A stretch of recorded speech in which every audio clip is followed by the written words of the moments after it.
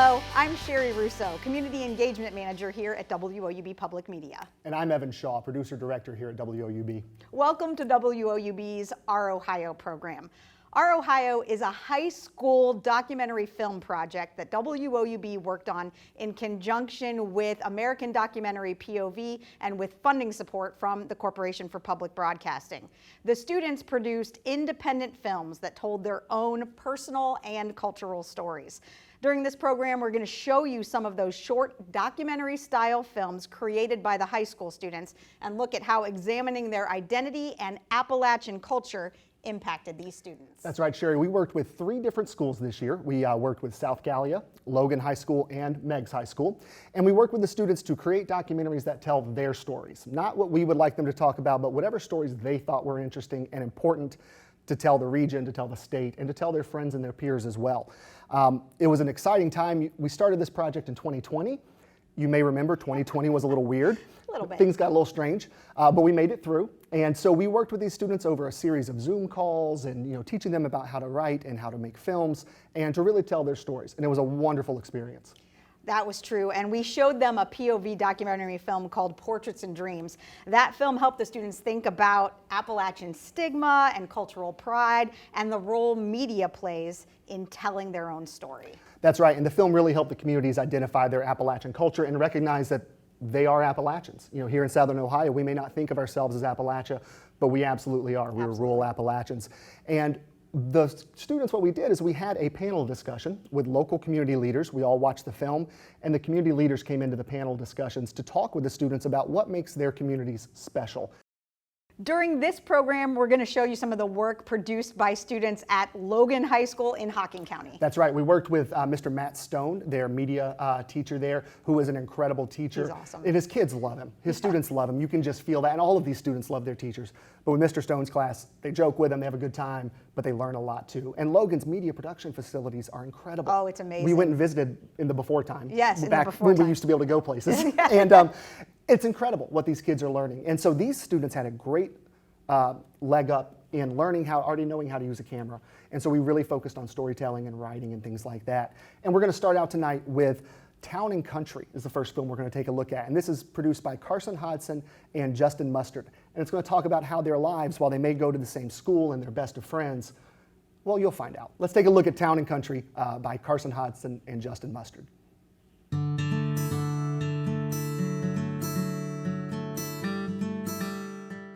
Everyone's day starts the same. We all wake up to something.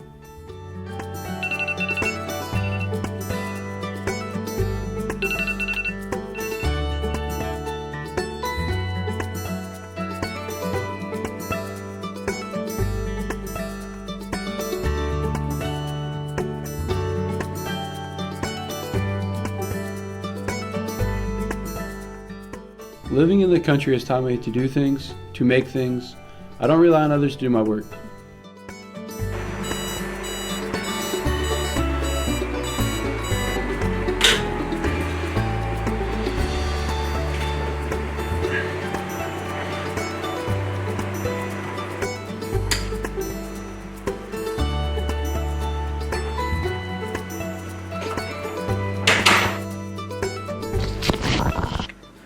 Whether you live in a busy city or the middle of the country.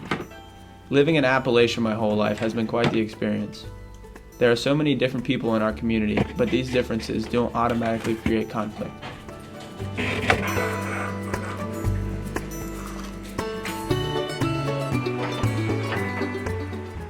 I think just living out here helped me, but also my dad has taught me so much. I'm very thankful for him. If I want something, I'm going to work for it. If I need something, I'm going to get it. If something is broken, I'm going to fix it. I could survive on my own right now at 17 if I needed to. I know what to do. I don't think many 17-year-olds can say that.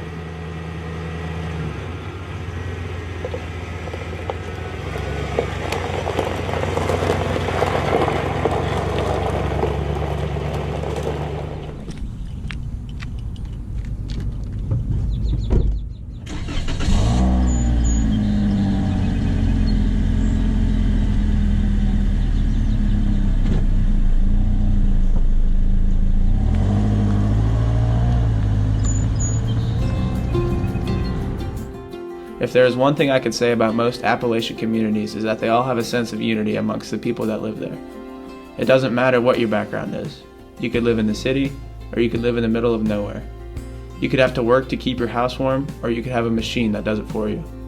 The point that I am trying to make is even though there is a lot of diversity between the citizens of Appalachian communities, they rarely let those differences get between them and their goals.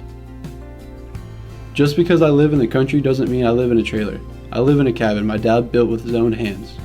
I play sports and do the same things as my friends who live in town. I'm not different from society, but I'm different in society. And I'm proud of where I'm from.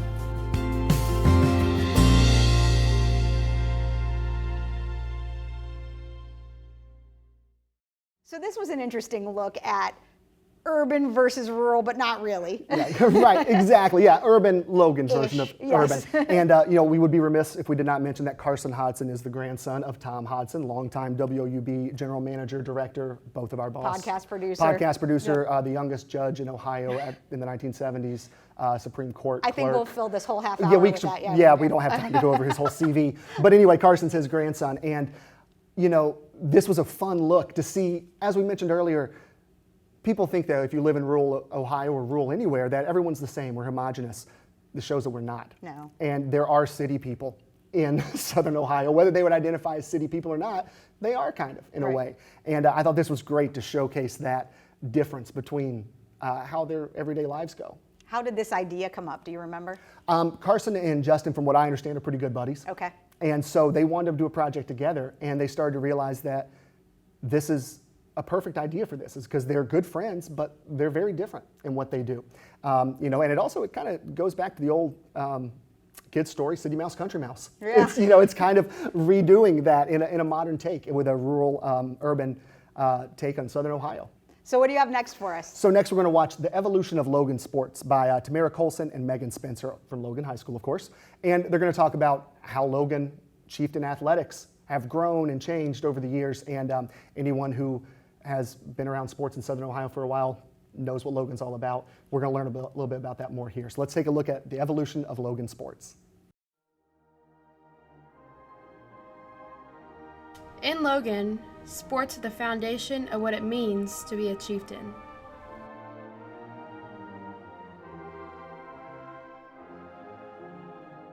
The courts, fields, and stadium serve as an escape from the stressful daily responsibilities.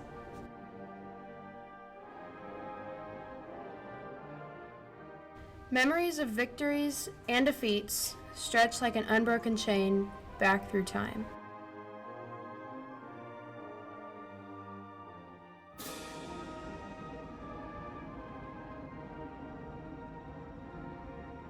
The rules of the game haven't changed, but sports have evolved.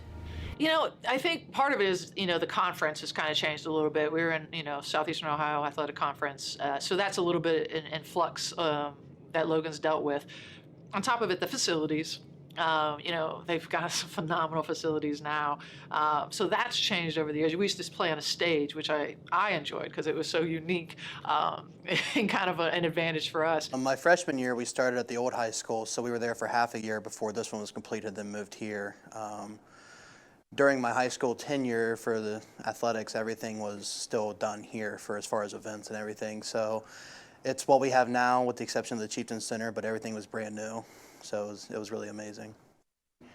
The passion of how the game is played in a lot of sports, I've seen that change mostly for the better a little bit. Sometimes it drops off a little bit. But the sports themselves have evolved, I think, more with the times, more with what was good in the 50s and 70s and 80s and so forth. It's evolved with that. So what's it mean to be a chieftain? I think it's really just it's a community. It is really to be part of something special.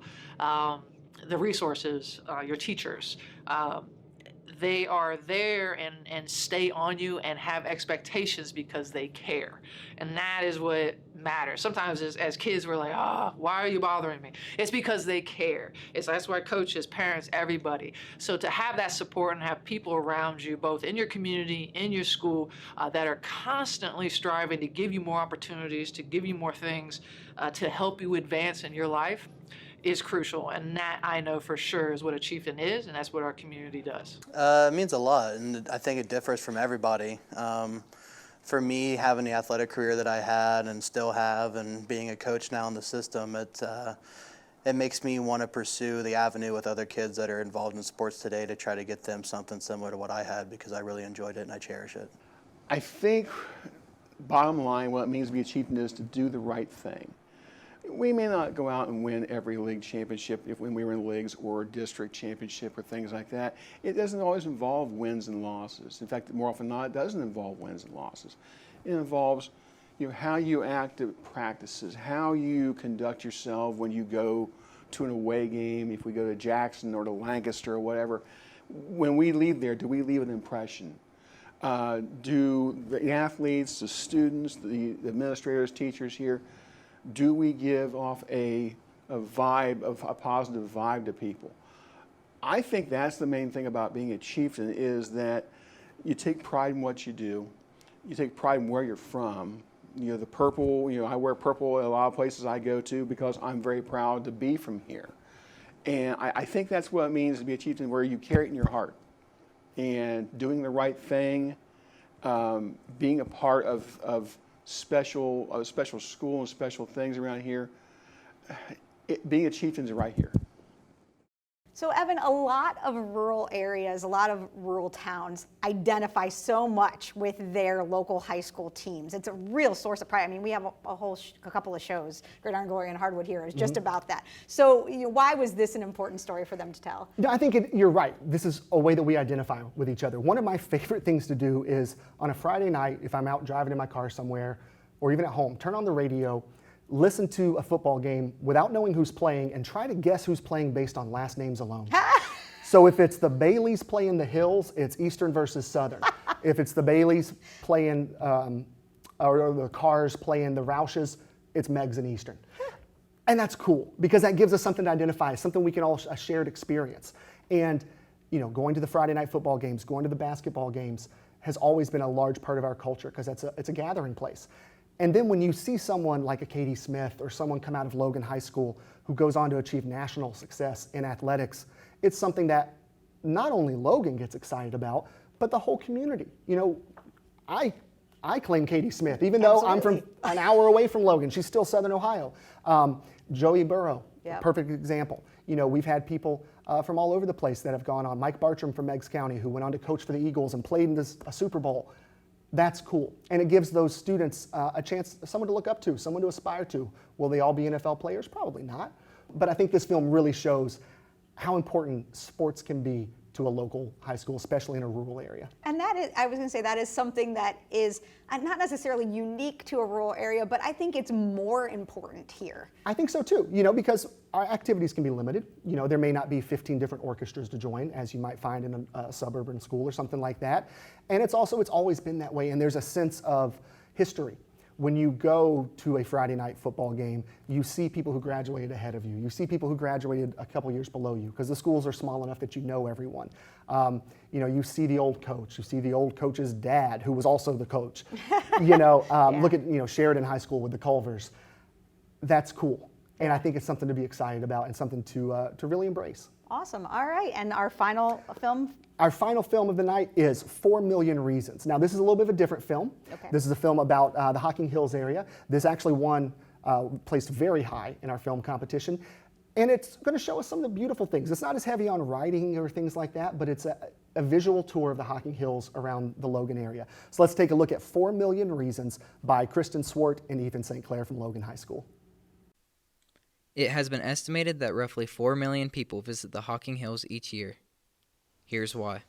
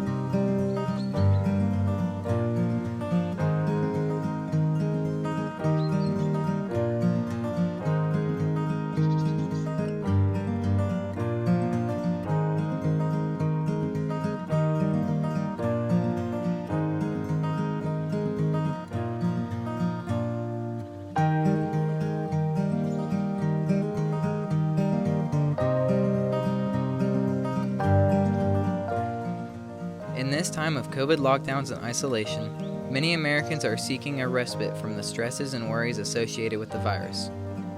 People are seeking the safety of the outdoors, and the Hocking Hills offer just the place.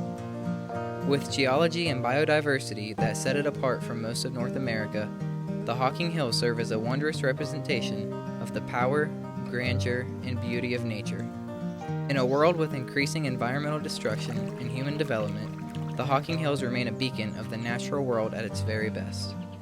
This year, COVID-19 has brought our world to a halt and shut down many of our favorite activities. However, the Hocking Hills have endured, providing people with a safe escape and an awe-inspiring experience. It truly is a place like no other, and I am extremely proud to call it home.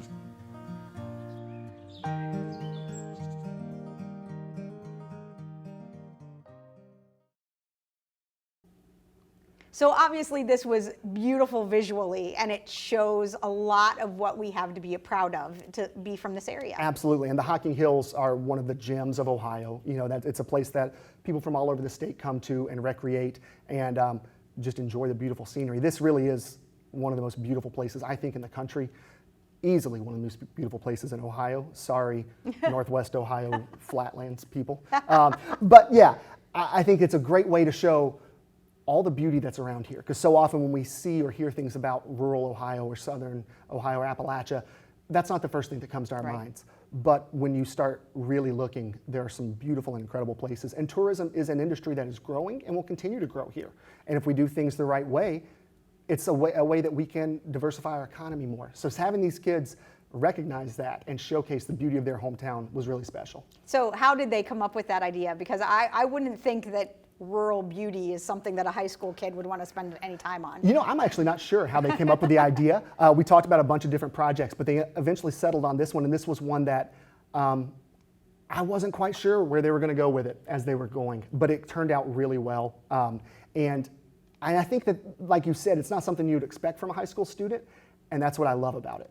And that's what I love about all these films, is that they tackle topics that are not talked about all the time, you know, something that you may not expect to come out of a high school student, whether it be super intense cultural studies or something like this, a beautiful tour of the Hocking Hills. And WOUB is now getting ready to do this project again for next school year. We're really excited about it. We're bringing 2 new high schools in, Alexander and Wellston, and we're also adding and expanding by including a cross-cultural exchange component with high school students in Cincinnati. I am so excited for this because A, we're adding more Appalachian Ohio students to keep expanding this project throughout the schools in our local area, but then hopefully their plan is to have a chance to have these students here in Southern Ohio work with students in Southwest Ohio, in urban Cincinnati, and find issues to make a film about that both communities may face and how they challenge, or how those challenges affect them, how they may take on those challenges, and how they can work together. So I'm excited to see what comes out of this project next year. And learning about each other, right? Exactly. And we're going to learn about ourselves first and then learn about each other together afterwards. And I can't think of anything more exciting for this type of project than to have that cross-cultural exchange and to see what comes out of it. I don't know what's going to come out of it, but I think it's going to be good. It's going to be great. We didn't know what was going to come out of this Nope. year, and look at what happened. Exactly. It was awesome. Well, thank you so much for joining us. To learn more about this project and all of the educational programming and services offered by WOUB, please visit our website, woub.org. Thanks for joining us.